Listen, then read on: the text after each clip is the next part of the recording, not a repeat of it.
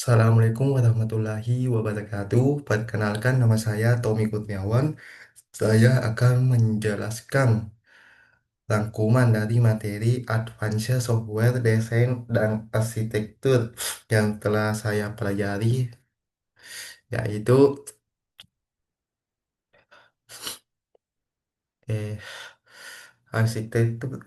Arsitektur ini adalah pola paling umum di mana sistem dibagi menjadi lapisan-lapisan horizontal. Setiap lapisan punya tanggung jawab. Lapisan umum presentasi layar, tampilan antarmuka yang dilihat pengguna.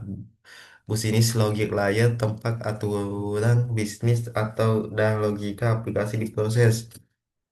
Data akses layar bagian yang mengelola komunikasi ke database. Kelebihan kelebihan mudah dipelihara karena pemisahan tanggung jawab tanggung jawabnya jelas. Kekurangan sulit untuk scaling secara granular jika satu bagian sibuk. Seringkali kita harus scale semuanya.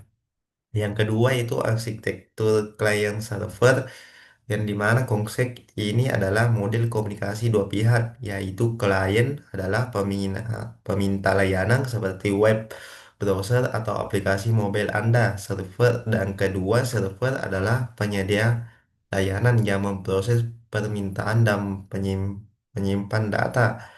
Kelebihan data dan keamanan terpusat dan update sistem bisa dilakukan di server saja. Dan kekurangannya arsitektur client server yaitu risiko single point of failure.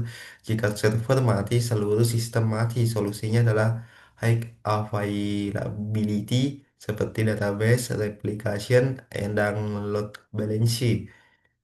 Isi utama. Yang ketiga, arsitektur microservices, yaitu konsepnya itu semacam pendekatan modern untuk mencegah aplikasi besar monoleg menjadi layanan-layanan kecil yang independen. Contohnya terkenal adalah Netflix. Kelebihannya yaitu skalabilitas granular. Kita bisa skala hanya layanan yang butuh. Misalnya saat Flex Sale, hanya layanan payment ya diperbanyak.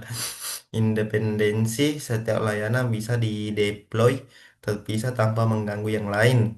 Yang ketiga, bebas teknologi. Tim A bisa pakai Java, tim B bisa pakai Python. Teknologi kunci ini sangat bergantung pada Docker, container, containerization, dan Kubernetes untuk mengelolanya.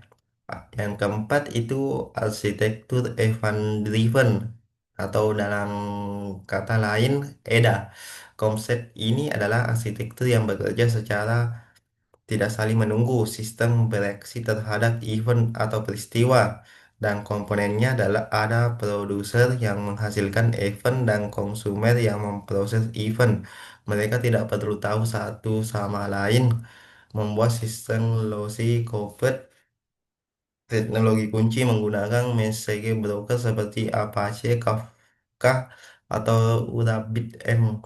Kelebihan sangat responsif dan sangat scalable, cocok untuk sistem real time seperti platform trading atau notifikasi.